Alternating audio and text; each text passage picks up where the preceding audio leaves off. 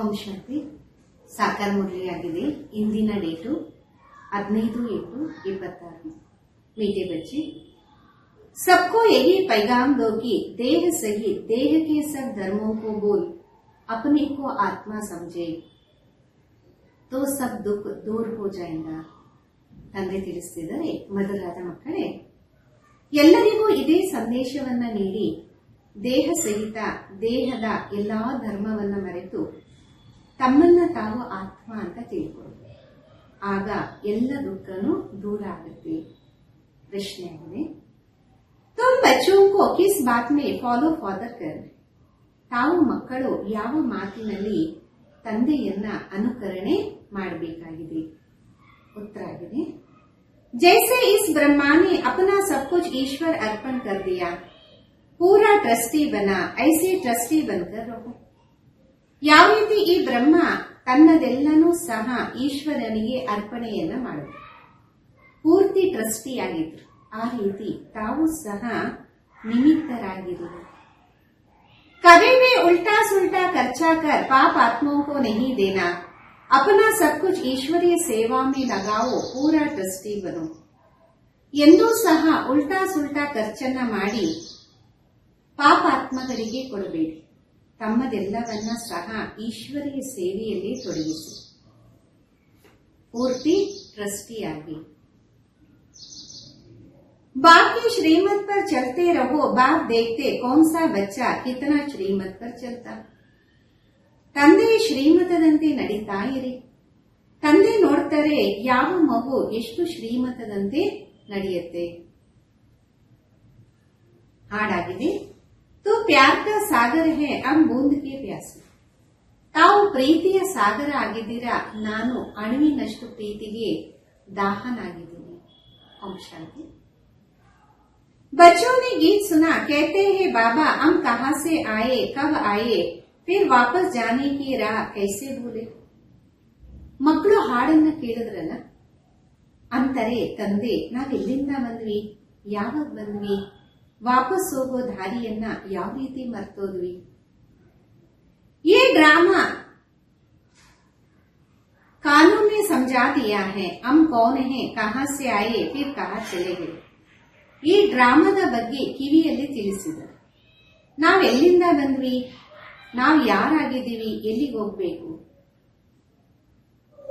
एक ज्ञान के बूंद तो दे दो, क्योंकि ज्ञान सागर है ना. अभी बच्चे जानते हम आत्माएं कहाँ की रहने वाली हैं. फिर बाप को अपनी स्वर्ग को कैसे भूले, कैसे आकर यहाँ दुखी हुए. ये राज कानों में सुना. ಒಂದು ಜ್ಞಾನದ ಅಣು ಕೊಡಿ, ಯಾಕೆಂದರೆ ನೀವು ಜ್ಞಾನ ಸಾಗರ ಆಗಿದ್ದೀರಿ. ಈಗ ಮಕ್ಕಳಿಗೆ ಗೊತ್ತಾಗಿದೆ ನಾವು ಆತ್ಮಗಳು ಎಲ್ಲಿಂದ ಬರ್ತೀವಿ, ಮತ್ತೆ ತಂದೆಯನ್ನ ತನ್ನ ಸ್ವರ್ಗವನ್ನ ಯಾವ ರೀತಿ ಮರ್ತೋದ್ವಿ, ಯಾವ ರೀತಿ ಬಂದು ಇಲ್ಲಿ ದುಃಖಿಗಳಾದ್ವಿ. ಈ ರಹಸ್ಯವನ್ನ ಕಿವಿಯಲ್ಲಿ ತಿಳಿಸಿ. अब बाप ज्ञान का सागर भी है, पवित्रता का सागर भी है, प्रेम का सागर भी है, शांति सुख संपत्ति का सागर. ಈಗ ತಂದೆ ಜ್ಞಾನದ ಸಾಗರ, ಪವಿತ್ರತೆಯ ಸಾಗರ, ಪ್ರೇಮದ ಸಾಗರನೂ ಆಗಿದ್ದಾರೆ. ಶಾಂತಿ ಸುಖ ಮತ್ತು ಸಂಪತ್ತಿನ ಸಾಗರ ಆಗಿದ್ದಾರೆ. अभी बेहद के बाप द्वारा ये सब बातें समझते. आदि में कहां से आए, फिर मध्य में क्या हुआ, जो हम रास्ता भूल दुखी हो गए. ಈಗ ಅನಂತವಾದ ತಂದೆಯ ಮುಖಾಂತರ ಎಲ್ಲಾ ಮಾತನ್ನ ಅರ್ಥ ಮಾಡ್ಕೊಂತೀವಿ. ಆದಿಯಿಂದ ಎಲ್ಲಿ ಬಂದ್ವಿ, ಮತ್ತೆ ಮಧ್ಯದಲ್ಲಿ ಏನಾಯ್ತು, ದಾರಿಯನ್ನ ಮರೆತು ದುಃಖಿಗಳಾಗ್ಬಿಟ್ಟಿದೀವಿ. फिर आप बाप को कहते हैं बाबा हमको रास्ता बताओ, हम अपने ಶಾಂತಿಧಾಮ್ ಸುಖಧಾಮ್ में जाए. ಈಗ ಮತ್ತೆ ತಂದೆಗೆ ತಿಳಿಸಲಾಗತ್ತೆ, ತಂದೆ ನಮಗೆ ದಾರಿಯನ್ನ ತೀರಿಸಿ, ನಾವು ನಮ್ಮ ಸುಖಧಾಮ ಶಾಂತಿಧಾಮಕ್ಕೆ ಹೋಗ್ತೀವಿ. बाबा ही बैठ बताते हैं तुम आदि में कौन थे, फिर मध्य में क्या हुआ, भक्ति मार्ग कैसे शुरू हुआ, अंत में क्या हुआ. ये आदि मध्य अंत का राज आ बुद्धि में बैठे हैं. ಈಗ ತಂದೆನೇ ಕುತ್ಕೊಂಡು ತಿಳಿಸ್ತಾರೆ, ತಾವು ಆದಿಯಲ್ಲಿ ಹೆಂಗಿದ್ರಿ, ಮತ್ತೆ ಮಧ್ಯದಲ್ಲಿ ಏನಾಯ್ತು, ಭಕ್ತಿ ಮಾರ್ಗ ಯಾವ ರೀತಿ ಶುರುವಾಯಿತು, ಅಂತ್ಯದಲ್ಲಿ ಏನಾಯ್ತು. ಈ ಆದಿ ಮಧ್ಯ ಅಂತ್ಯ ರಹಸ್ಯ ಈಗ ಬುದ್ಧಿಯಲ್ಲಿ ಕೂತಿದೆ. ये ड्रामा है, ये मनुष्यों को जरूर जानना है क्योंकि एक्टर्स है ना. ಇದು ಡ್ರಾಮಾ ಆಗಿದೆ. ಮನುಷ್ಯರಿಗೆ ಖಂಡಿತ ಅರ್ಥ ಆಗಬೇಕಾಗಿದೆ, ಯಾಕೆಂದರೆ ನಾವೆಲ್ಲ ಪಾತ್ರಧಾರಿಯಾಗಿದೆ. जानते हैं हम आत्माएं निराकारी शांति धाम से आती यहाँ टॉकी धाम में. मूल वतन, सूक्ष्म वतन, फिर ये है स्थूल वतन. ಗೊತ್ತಿದೆ ನಾವೆಲ್ಲ ಆತ್ಮಗಳು ನಿರಾಕಾರಿ ಶಾಂತಿಧಾಮದಿಂದ ಬರ್ತೀವಿ ಈ ಶಬ್ದ ಪ್ರಪಂಚದಲ್ಲಿ. ಮೂಲವತನ, ಸೂಕ್ಷ್ಮವತನ ಮತ್ತೆ ಇದಾಗಿದೆ ಸ್ಥೂಲವತನ. फिर मूल वतन से आत्माएं आती टॉकी धाम में शरीर धारण कर पाठ बजाने. ಆತ್ಮಾ ಕಾ ನಿವಾಸ ಸ್ಥಾನ ಶಾಂತಿಧಾಮ है. ಮತ್ತೆ ಮೂಲ ವತನದಿಂದ ಆತ್ಮಗಳು ಬರುತ್ತೆ ಶಬ್ದದಲ್ಲಿ. ಈ ಶರೀರವನ್ನ ಧಾರಣ ಮಾಡಿ ಪಾತ್ರವನ್ನ ಅಭಿನಯ ಮಾಡುತ್ತೆ. ಆತ್ಮದ ನಿವಾಸ ಸ್ಥಾನ ಶಾಂತಿಧಾಮವಾಗಿದೆ. ये बातें दुनिया में कोई नहीं जानते, ये ज्ञान सागर बाबा ने ही आकर समझे. ಈ ಮಾತುಗಳು ಪ್ರಪಂಚದಲ್ಲಿ ಯಾರಿಗೂ ಗೊತ್ತಿಲ್ಲ. ಜ್ಞಾನ ಸಾಗರ ತಂದೆ ಬಂದು ಇವೆಲ್ಲ ತಿಳಿಸ್ತಾ ಇದ್ದಾರೆ. अभी समझा रहे हैं ज्ञान सागर कहाँ जाता पारलौकिक परम पिता परमात्मा को, मनुष्य को नहीं कह सकते. ಈಗ ತಿಳಿಸ್ತಾ ಇದ್ದಾರೆ ಜ್ಞಾನ ಸಾಗರ ಅಂತ ಪಾರಲೌಕಿಕ ಪರಂಪಿತ ಪರಮಾತ್ಮನಿಗೆ ತಿಳಿಸಲಾಗುತ್ತೆ. ಮನುಷ್ಯನಿಗೆ ಇದೇನು ಗೊತ್ತಿಲ್ಲ. ये महिमा से एक बाबा की गाई जाती जिसको और कोई नहीं जानते. अभी विनाश का समय है. गाया हुआ है विनाश काले विपरीत बुद्धि यूरोपस.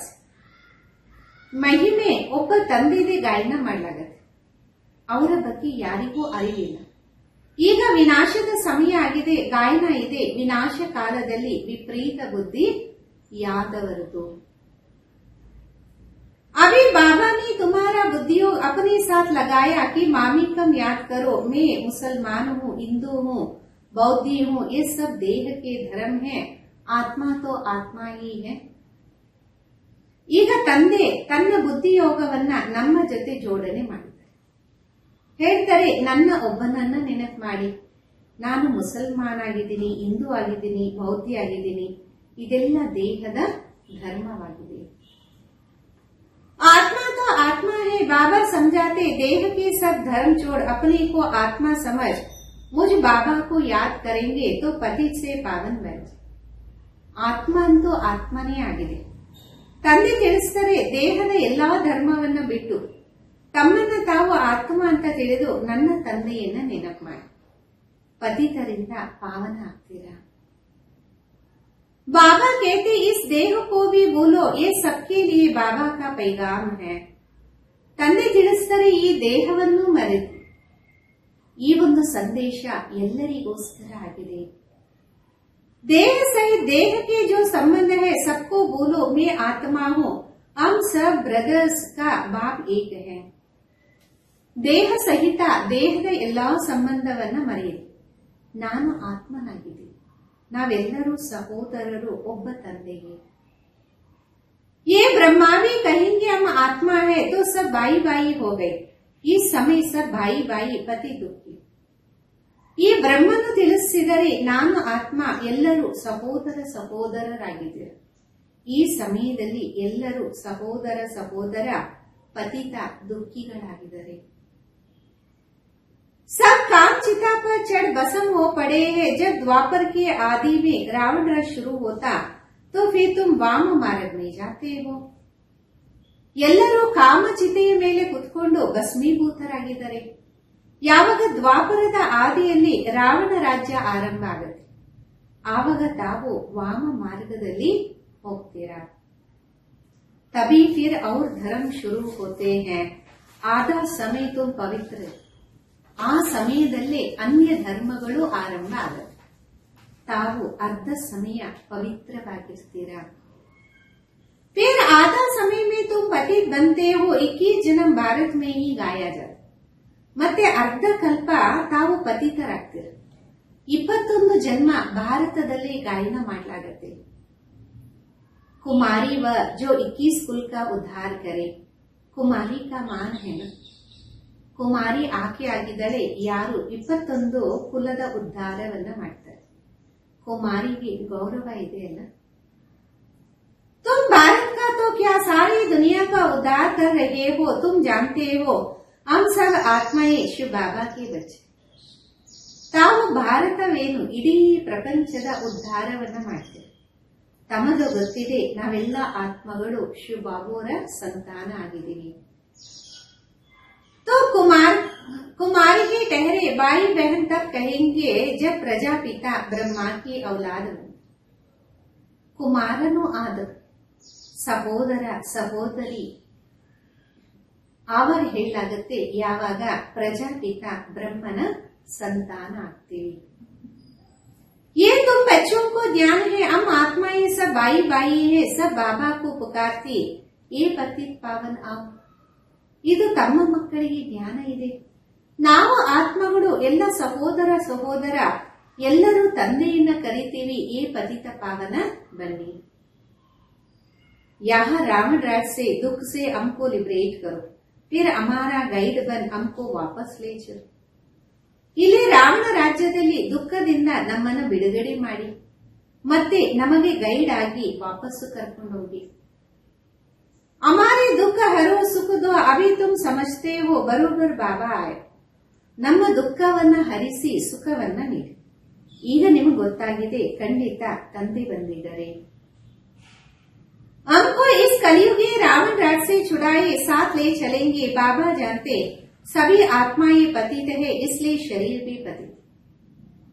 ನಮ್ಮನ್ನ ಈ ಕಲಿಯುಗಿ ರಾವಣ ರಾಜ್ಯದಿಂದ ಬಿಡುಗಡೆ ಮಾಡಿ ಜೊತೆಯಲ್ಲಿ ಕರ್ಕೊಂಡೋಗಿ. ತಂದೆ ಗೊತ್ತಿದೆ ಎಲ್ಲಾ ಆತ್ಮಗಳು ಪತಿತರಾಗಿದ್ದಾರೆ, ಅದಕ್ಕೆ ದೇಹನೂ ಪತಿತ ಆಗಿದೆ.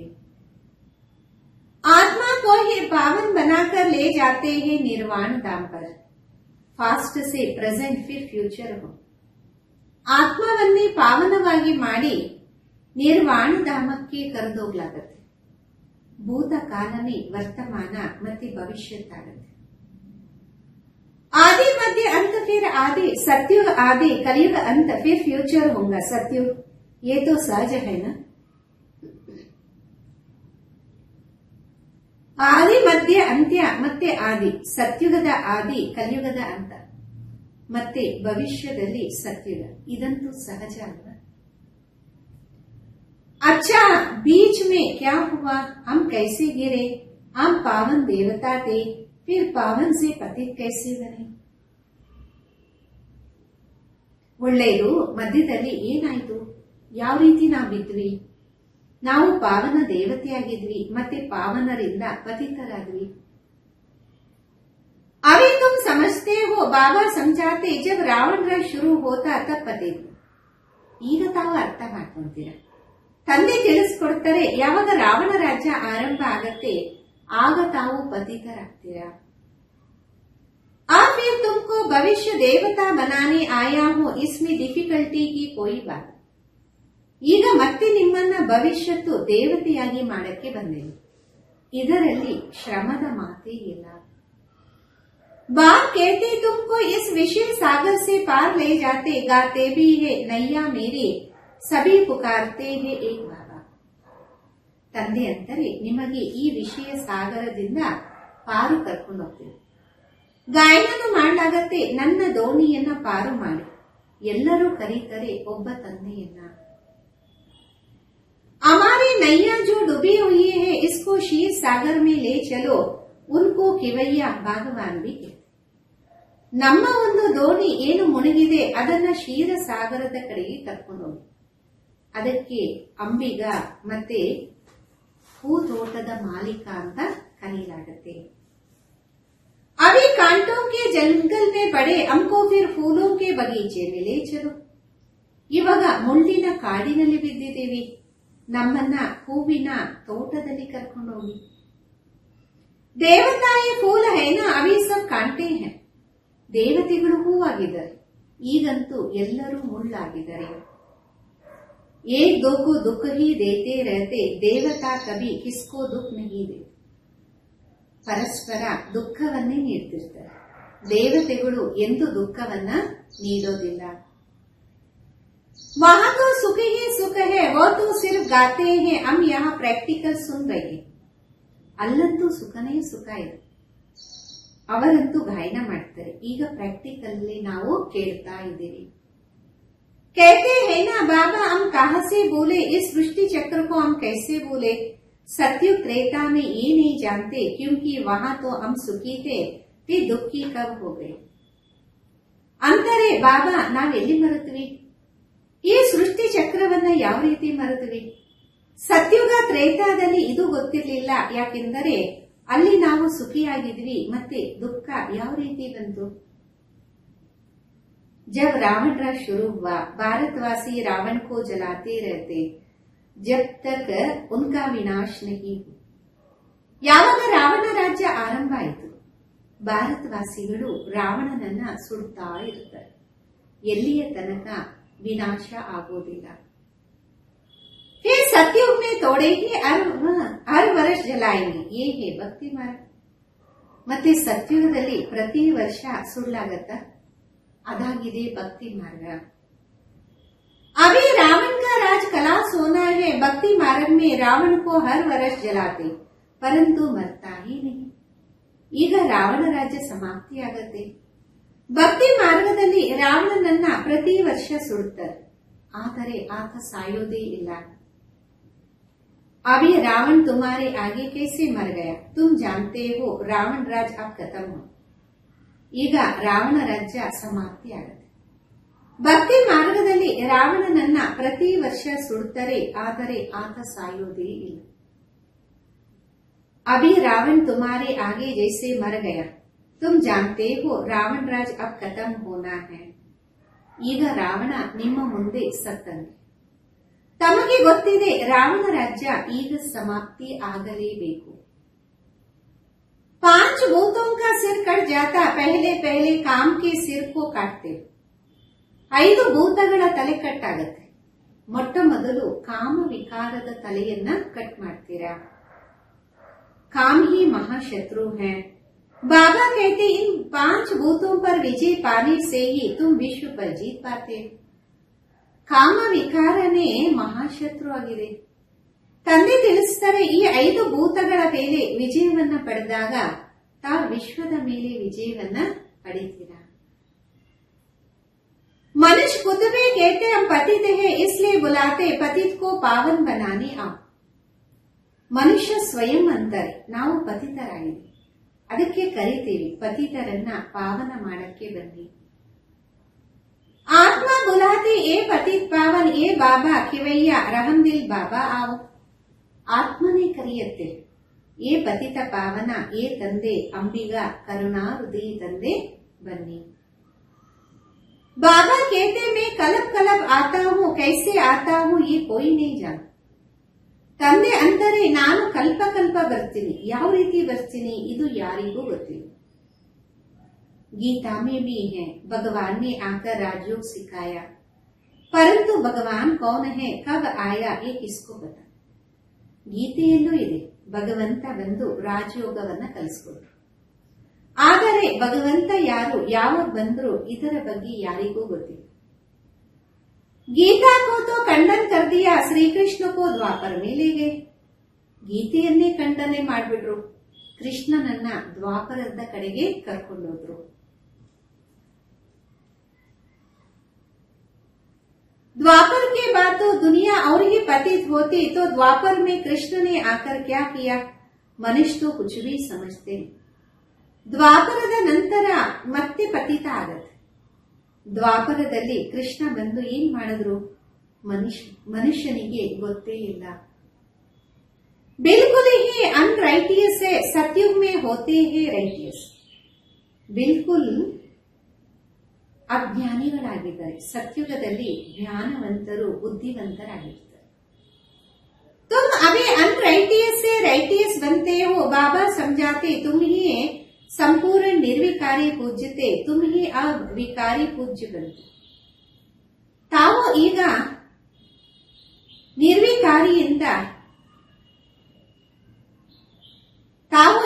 ವಿಕಾರಿಯಿಂದ ನಿರ್ವಿಕಾರಿ ಆಗ್ತೀರಿ। ತಂದೆ ತಿಳಿಸ್ತಾರೆ, ತಾವೇ ಸಂಪೂರ್ಣ ನಿರ್ವಿಕಾರಿ ಪೂಜ್ಯರಾಗಿದ್ದೀರಿ, ಮತ್ತೆ ಈಗ ವಿಕಾರಿ ಪೂಜ್ಯರಾಗಿದ್ದೀರಾ। आपे ही पूज्य, पहले तुम पूज्य थे 21 जन्म तक, फिर पुजारी बने। ನೀವೇ ಪೂಜ್ಯರು, ಮೊದಲು ನೀವೇ ಪೂಜ್ಯರಾಗಿದ್ರಿ 21 ಜನ್ಮದವರೆಗೆ, ನಂತರ ಪೂಜಾರಿ ಆಗಿದ್ದೀರಾ. सतयुग में 8 जन्म के, त्रेता में 12 जन्म लेते हो. बाबा ही बताते तुम पतित कैसे बनते हो, कब से गिरते हो, ये सृष्टि चक्र फिरता रहता.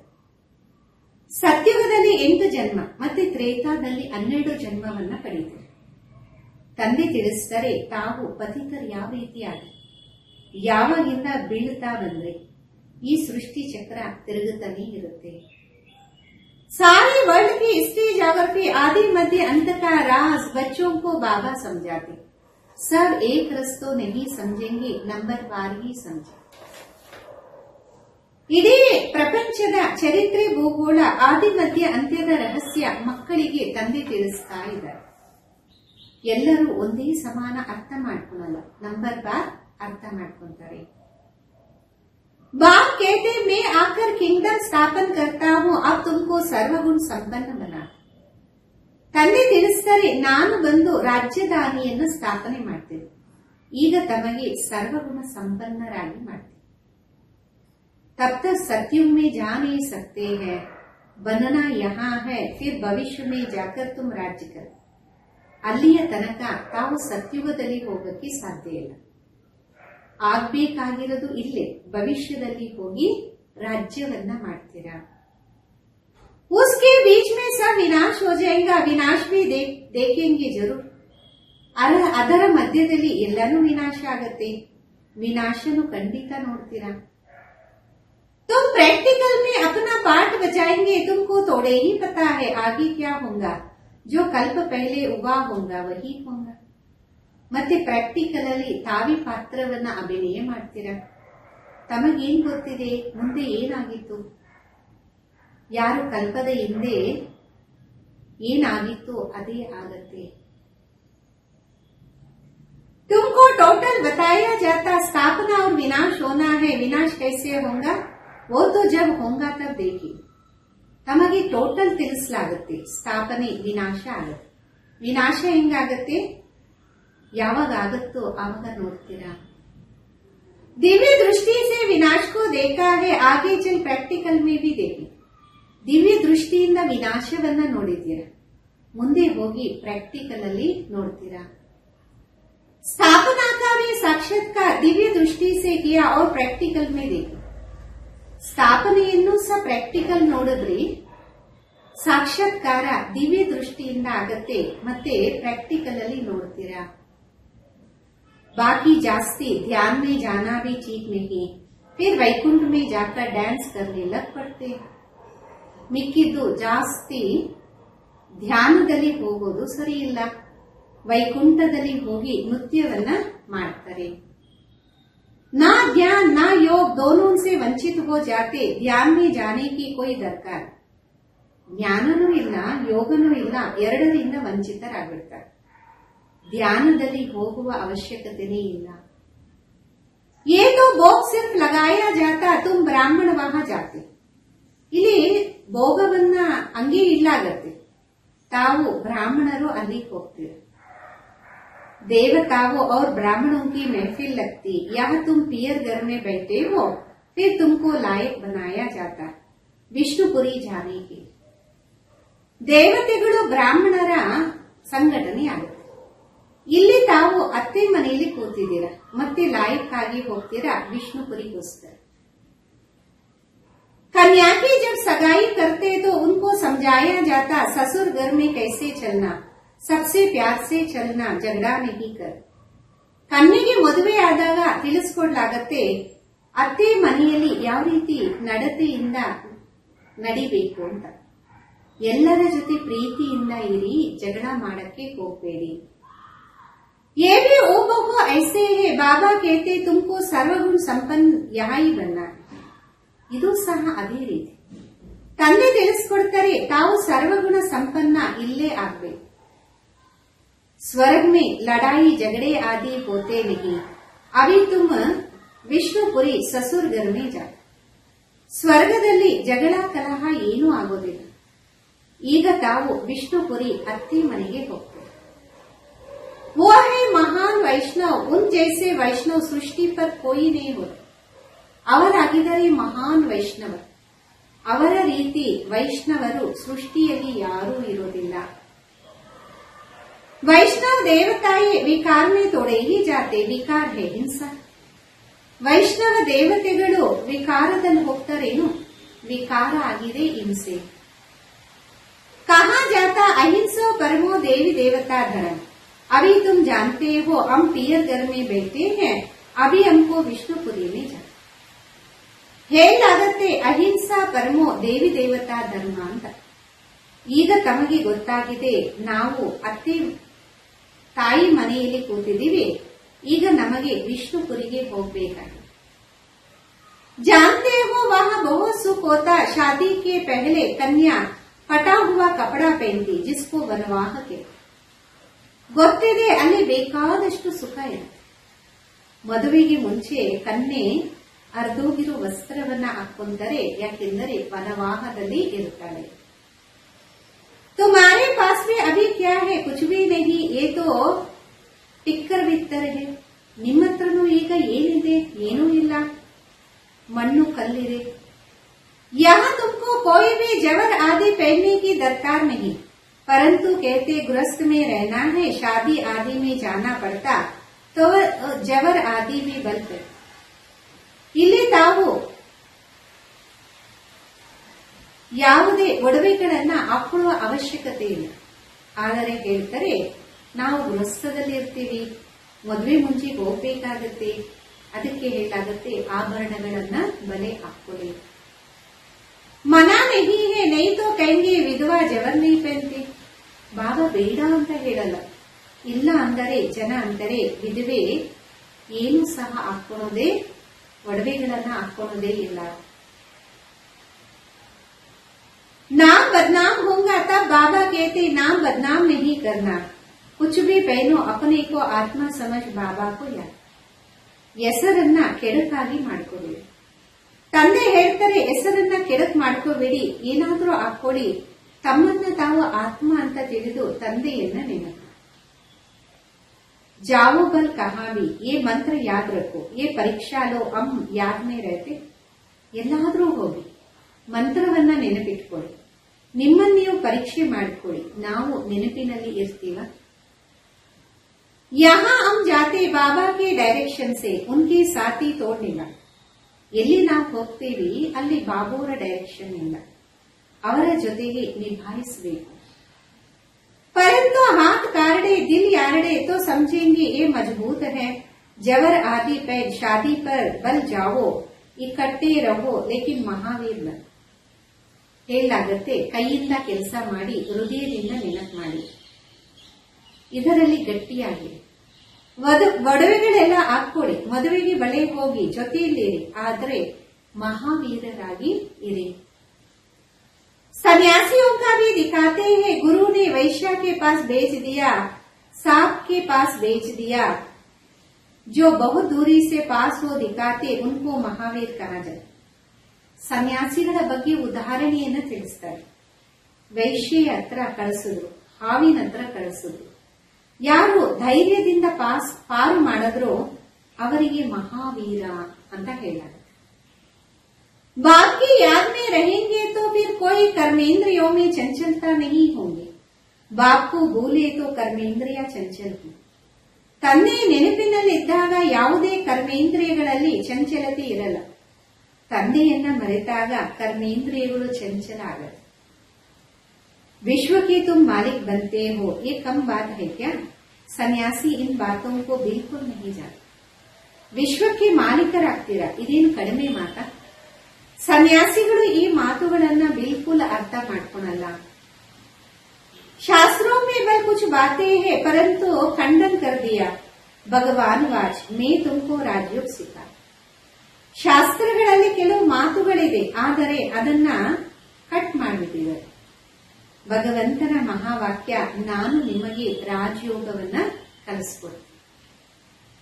जब तक जीते रहेंगे ज्ञान अमृत पीते रहेंगे सुनते रहेंगे ರಾಜಧಾನಿ ಸ್ಥಾಪನ हो जाए. ಎಲ್ಲಿವರೆಗೂ ಬದುಕಿರ್ತೀರಾ ಜ್ಞಾನದ ಅಮೃತವನ್ನ ಕೇಳ್ತಾನೆ ಇರ್ತೀರ, ಕುಡಿತಾನೆ ಇರ್ತೀರ, ರಾಜಧಾನಿ ಸ್ಥಾಪನೆ ಆಗತ್ತೆ. बच्चों को घड़ी घड़ी शिक्षा दी जाती, एक बाबा को याद करो, दैवी लक्षण सीखो, कोई भी विकर्म न. ಮಕ್ಕಳಿಗೆ ಗಡಿ ಗಡಿ ತಿಳಿಸಲಾಗತ್ತೆ. ತಂದೆಯನ್ನ ನೆನಪು ಮಾಡಿ ದೈವಿ ಲಕ್ಷಣಗಳನ್ನ ಇಟ್ಕೊಡಿ, ಯಾವುದೇ ವಿಕರ್ಮವನ್ನ ಮಾಡಬೇಡಿ. ये तो असुरों का काम है, तुम अभी देवता बनते हो तो दैवी गुण धारण. ಇದಂತೂ ಅಸುರರ ಕೆಲಸ ಆಗಿದೆ. ಈಗ ತಾವು ದೇವತೆ ಆಗ್ತೀರಾ ಅಂದ್ರೆ ದೈವಿ ಗುಣ ಧಾರಣೆ ಮಾಡಿ. सबसे बड़ा है काम का काटा, आदत पड़ी हुई है तो गड़ी गड़ी गिरते हैं, ಮಾಯಾ ಚಮಾಟ್ ಮಾರ್ ಫಸಾ ಕರ್ ದೇತಿ ಹೈ. ಎಲ್ಲದಕ್ಕಿಂತ ದೊಡ್ಡದು ಕಾಮದ ಮುಳ್ಳಾಗಿದೆ. ಅಭ್ಯಾಸ ಆಗ್ಬಿಟ್ರೆ ಗಡಿ ಗಡಿ ಬಿದ್ದೋಗ್ಬಿಡ್ತಾರೆ. ಮಾಯೆ ಕೆನ್ನೆಗೆ ಬಡದು ಸಿಕ್ಕಾಕ್ಸ್ಬಿಡ. तब गाया जाता आश्चर्य सुनंती कथंती अभी तुम एक बाबा के बने. ಅದಕ್ಕೆ ಗಾಯನ ಇದೆ, ಆಶ್ಚರ್ಯವಾಗಿ ಕೇಳೋದು ನೋಡೋದು, ಈಗ ಒಬ್ಬ ತಂದೆಯ ಮಗುವಾಗಿ ಇರಬೇಕು. ಹೇಳ್ತೇವಿ ಹೋ ये सब कुछ ईश्वर का ही दिया. ಈ ರೀತಿ ಅಂತಿರಲ್ಲ, ಇದೆಲ್ಲ ಈಶ್ವರನೇ ಕೊಟ್ಟಿರುವಂತದ್ದು. तो तुम ट्रस्टी बन जाओ, ये सब उनका है, उनको उनका श्रीमत पर चलना है. ತಾವೆಲ್ಲ ಟ್ರಸ್ಟಿ ಆಗ್ಬಿಡಿ, ಇದೆಲ್ಲ ಅವರದೇ ಆಗಿದೆ, ಅವರ ಶ್ರೀಮತದಂತೆ ನಡೆಯಿರಿ. बापी देखते हमको सब कुछ अर्पण कर फिर हमारी श्रीमत पर कैसे चले. ತಂದೆನೂ ನೋಡ್ತಾರೆ, ಎಲ್ಲವನ್ನ ನನಗೆ ಅರ್ಪಣೆ ಮಾಡಿ ನನ್ನ ಶ್ರೀಮತದಂತೆ ಯಾವ ರೀತಿ ನಡೀತಾರೆ. कोई उल्टा सुल्टा खर्चा कर पाप आत्माओं को नहीं देते. शुरू में ब्रह्मा ने भी ट्रस्टी को दिखाया. ಉಲ್ಟಾ ಪುಲ್ಟಾ ಖರ್ಚು ಮಾಡಿ ಪಾಪಾತ್ಮಗಳಿಗೆ ಕೊಡೋದಿಲ್ಲ ತಾನೆ. ಆರಂಭದಲ್ಲಿ ಬ್ರಹ್ಮನು ಟ್ರಸ್ಟಿಯಾಗಿದ್ದು ತೋರಿಸಿದ್ರಲ್ಲ. सब कुछ ईश्वर अर्पण कर खुद ट्रस्टी बन गया, बस किसी को भी कुछ नहीं.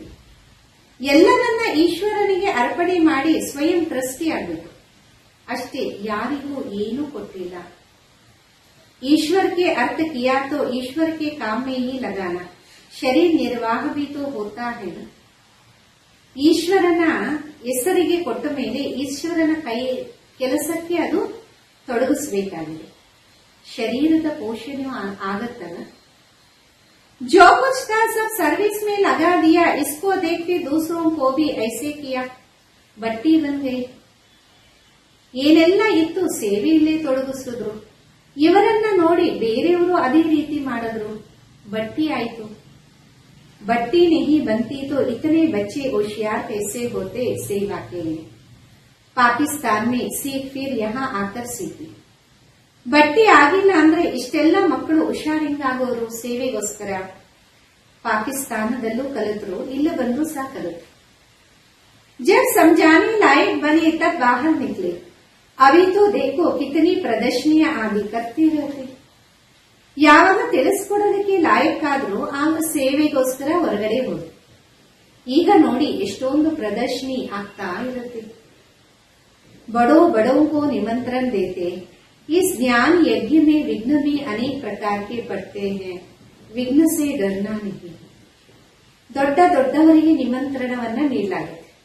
ಈ ಜ್ಞಾನ ಯಜ್ಞದಲ್ಲಿ ವಿಘ್ನಗಳು ಅನೇಕ ಪ್ರಕಾರದಲ್ಲಿ ಬೀಳುತ್ತೆ. ವಿಘ್ನಗಳಿಗೆ ಭಯಪಡಬೇಡಿ. अब लाओं पर कितना अत्याचार होते, बाबा कहते योग बल मेरा औरों को समझो. ಅಬಲೆಯರ ಮೇಲೆ ಎಷ್ಟೊಂದು ಅತ್ಯಾಚಾರ ಆಗುತ್ತೆ. ತಂದೆ ತಿಳಿಸ್ತಾರೆ, ಯೋಗ ಬಲದಲ್ಲಿ ಇದ್ದು ಅವರಿಗೆ ತಿಳಿಸ್ತಾರೆ. भगवान बाप के भी बच्चे बनकर फिर बाबा को भूल जाते हो, माया के बन जाते हो. ಭಗವಂತ ತಂದೆಯ ಮಗುವಾಗಿ ಮತ್ತೆ ತಂದೆಯನ್ನೇ ಮರ್ತೋಗ್ತೀರಾ, ಮಾಯೆಗೆ ಜೊತೆ ಕೊಡ್ತೀರಾ. ये भी हार जीत की कुस्ती है, परंतु ಬಾಕ್ಸಿಂಗ್ ಮಾಫಿ. ಇದು ಸೋಲು ಗೆಲುವಿನ ಕುಸ್ತಿಯಾಗಿದೆ, ಬಾಕ್ಸಿಂಗ್ ತರ. माया गुस्सा लगाती तो फंस जाते, बाबा कहते माया से कभी डरना नहीं. ಮಾಯೆ ದೂರದಾಗ ಸಿಕ್ಕಾಕೊಂಡ್ಬಿಡುತ್ತೆ. ತಂದೆ ಹೇಳ್ತಾರೆ, ಮಾಯೆಗೆ ಎಂದೂ ಸಹ ಭಯಪಡಬೇಡಿ, ಸೋಲ್ಬೇಡಿ. पवित्र रहेंगे तो विश्व के मालिक बनेंगे, कितनी बड़ी आमदनी. ಪವಿತ್ರವಾಗಿದ್ದಾಗ ಮಾಲೀಕರಾಗ್ತೀರ. ಎಷ್ಟು ದೊಡ್ಡ ಸಂಪಾದನೆ ಅಲ್ವಾ. अगर पूरा पुरुषार्थ नहीं करेंगे तो जाकर दास दासी बनेंगे. ರಾಜ್ಯದಾನಿ ಸಾರಿ ಯಹಾ ಹಿ ಸ್ಥಾಪನ. ಪೂರ್ತಿ ಪುರುಷಾರ್ಥವನ್ನ ಮಾಡಿಲ್ಲ ಅಂದ್ರೆ ದಾಸದಾಸಿ ಆಗ್ತೀರ. ರಾಜ್ಯದಾನಿ ಎಲ್ಲ ಇಲ್ಲೇ ಸ್ಥಾಪನೆ ಆಗ್ತಾ ಇದೆ. अच्छा मीठे मीठे सिखलदे बच्चों प्रति माता पिता बाप दादा का याद प्यार और गुड मॉर्निंग. रूहानी बाप के रूहानी बच्चों को नमस्ते. हम रूहानी बच्चों की रूहानी माता पिता बाप दादा को याद प्यार गुड मॉर्निंग और नमस्ते. धारणೆಗೋಸ್ಕರ ಮುಖ್ಯ ಸಾರ ಮೊದಲನೇದು. जब तक जीना है ज्ञान अमृत पीते रहना. महावीर बन माया की बॉक्सिंग में विजयी बन. ಎಲ್ಲಿವರೆಗೂ ಬದುಕಿರ್ತೀರಾ ಜ್ಞಾನ ಅಮೃತವನ್ನು ಕುಡಿತಾ ಇರಿ. ಮಹಾವೀರರಾಗಿ ಮಾಯೆಯ ಬಾಕ್ಸಿಂಗ್ ಅಲ್ಲಿ ವಿಜಯಿಗಳಾಗಿ. ಸಬ್ಕೆ ಸಾಥ್ ತೋಡ್ ನಿಭಾತೆ ದಿಲ್ ಏಕ್ ಬಾಬಾ ಮೀರ್. ಎಲ್ಲರ ಜೊತೆ ನಿಭಾಯಿಸ್ತಾ ಒಬ್ಬ ತಂದೆಯ ಜೊತೆಯಲ್ಲೇ ಇರಬೇಕಾಗಿದೆ. ಎರಡನೇದು विघ्नों से डरना नहीं, सेवा में अपना सब कुछ सफल कर. ವಿಘ್ನಗಳಿಗೆ ಭಯ ಪಡಬೇಕು, ಸೇವೆಯಲ್ಲಿ ತಮ್ಮದೆಲ್ಲವನ್ನ ಸಫಲ ಮಾಡಿ. ईश्वर अर्पण कर ट्रस्टी बन रहना, कुछ भी उल्टे सुल्टे कार्य में नहीं लगा. ಈಶ್ವರನ ಅರ್ಪಣೆಯಾಗಿ ಟ್ರಸ್ಟಿಯಾಗಿ ಏನೇ ಉಲ್ಟಾ ಸುಲ್ಟಾ ಕಾರ್ಯದಲ್ಲಿ ತೊಡಗಿಸಕ್ಕೆ ಹೋಗಬೇಡಿ. ವರದಾನ अपने संपूर्ण स्वरूप के आह्वान द्वारा आवागमन के चक्र से छूटने वाले लक्की सितारे हो. ತಮ್ಮ ಸಂಪೂರ್ಣ ಸ್ವರೂಪವನ್ನ ಆಹ್ವಾನ ಮಾಡ್ತಾ ಬರೋ ಹೋಗುವ ಚಕ್ರದಿಂದ ಮುಕ್ತರಾಗುವಂತವರು ಲಕ್ಕಿ ನಕ್ಷತ್ರ ಭವ. आप अपनी संपूर्ण स्थिति संपूर्ण स्वरूप का आह्वान करो तो वही स्वरूप सदा स्मृति में रहेगा.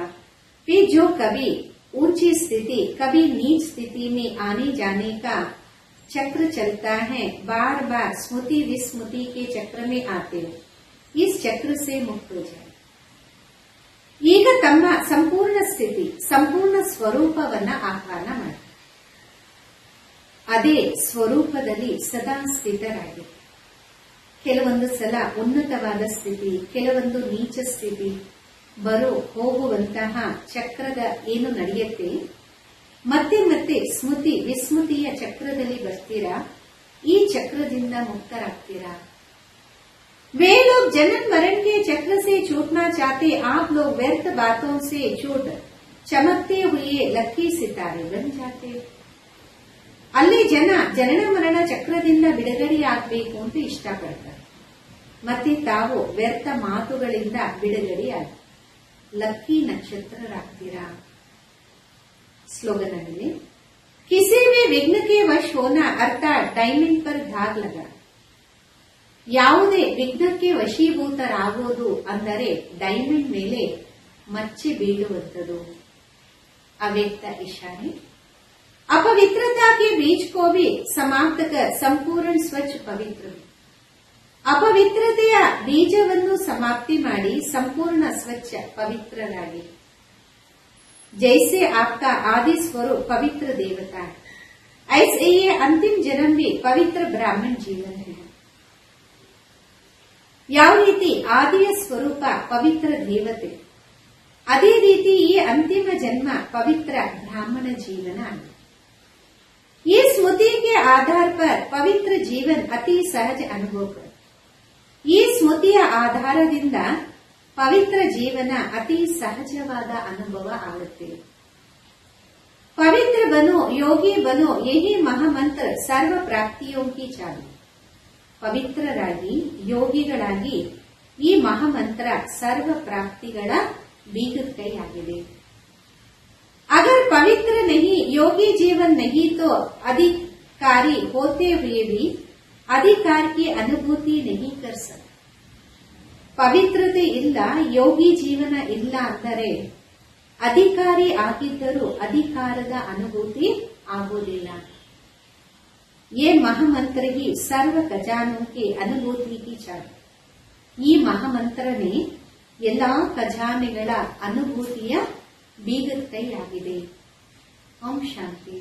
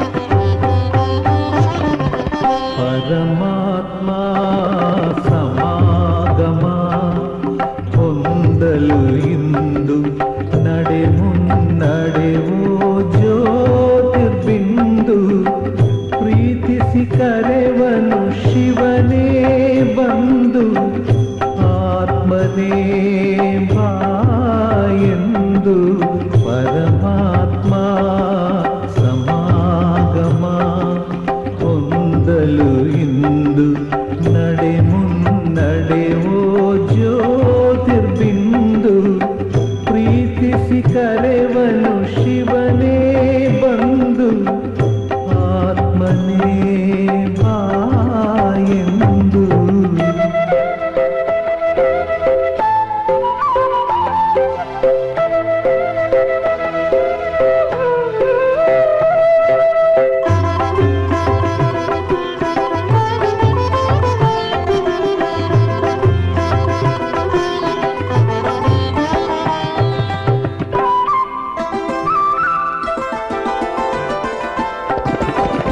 ಈ ಸಮ್ಮಿಲನಕ್ಕೆ ಸುಲಭ ಸಾಧನ ಆತ್ಮದ ಸರ್ವ ಸಮರ್ಪಣ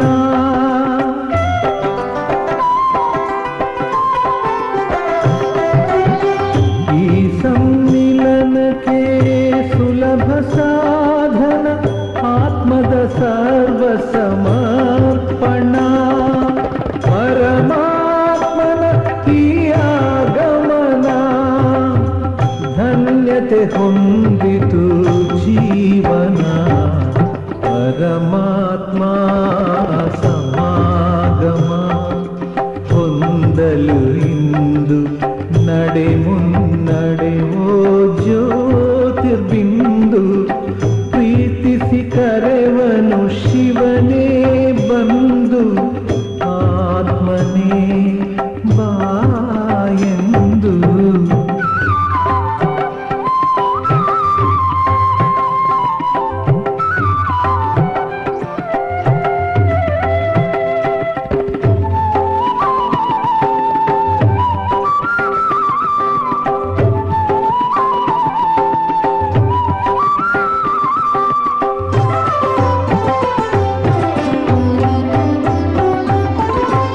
ಆ ಪರಮಾತ್ಮನ ಓ ಪ್ರಿಯ ಬಂಧು ತಲ್ಲಿನವಾಗು ನೀನಿಂದು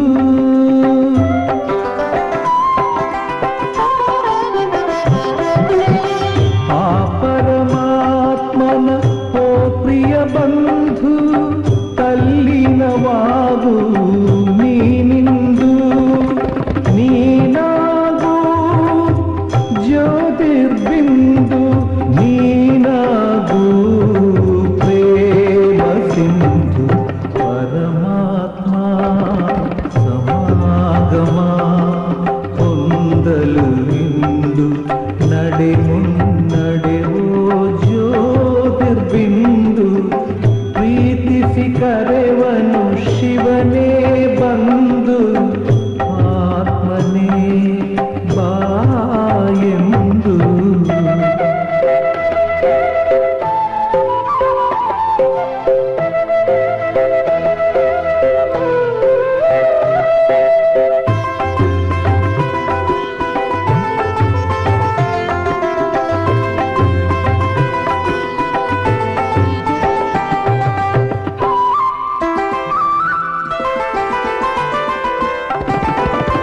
ಜನುಮ ಜನುಮಕ್ಕೆ ಒಂದೇ ಒಂದು ಈ ಶುಭ ವೇಳೆಯಿದು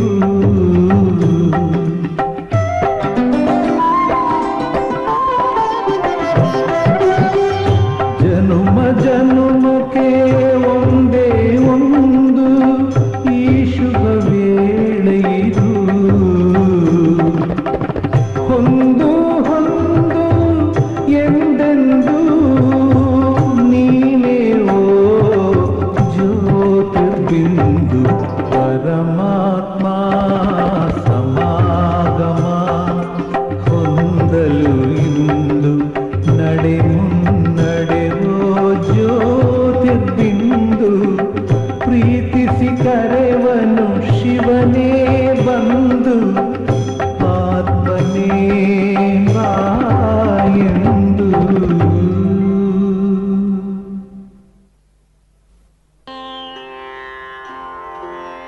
ಪರಿತ್ರಾಣಾಯ ಸಾಧೂನಾಂ ವಿನಾಶಾಯ ಚ ದುಷ್ಕೃತಾಂ ಧರ್ಮ ಸಂಸ್ಥಾಪನಾರ್ಥಾಯ ಸಂಭವಾಮಿ ಯುಗೇ ಯುಗೇ ಸಂಭವಾಮಿ ಯುಗೇ ಯುಗೇ.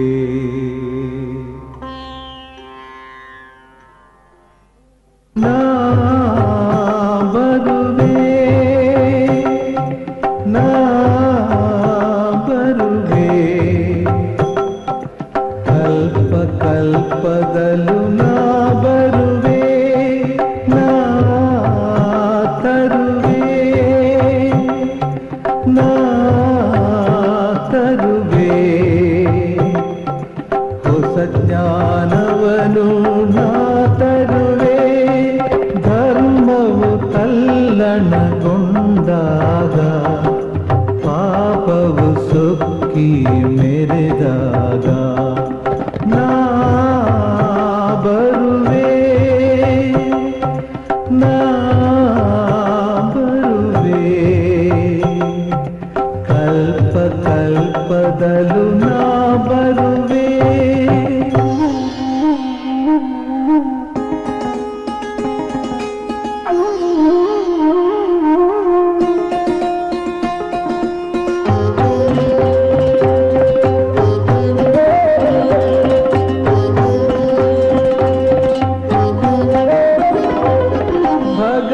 ಭಗವದ್ಗೀತೆಯ ಈ ನುಡಿ ಆಸ್ತಿಕ ಜಗದ ಕೈಗೆನ್ನಡಿ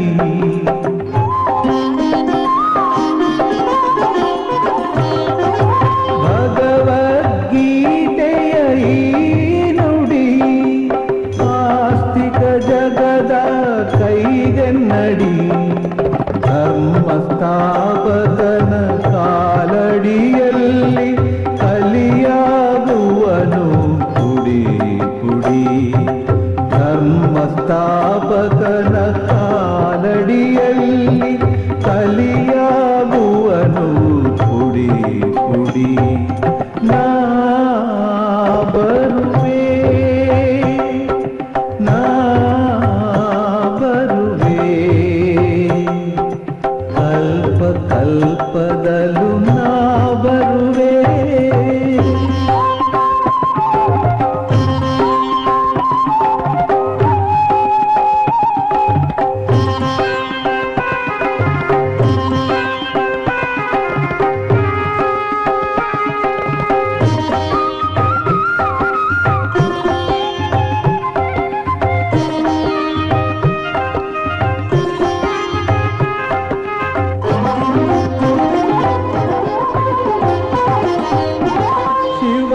ಪರಮಾತ್ಮನ ಈ ನುಡಿ ಕಲಿದಾಟಲಾರನು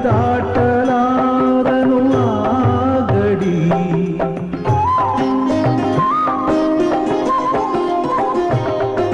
ಶಿವ ಪರಮಾತ್ಮನ ಈ ನುಡಿ ಕಲಿದಾಟಲಾರನು ಆಗಡಿ ಸತ್ಯ ಕಾಲಕ್ಕೆ ಕಿರೀಟವೈರ್ನುಡಿ ಧರ್ಮರಥೋತ್ಸವ ಬರುತ್ತಿದೆ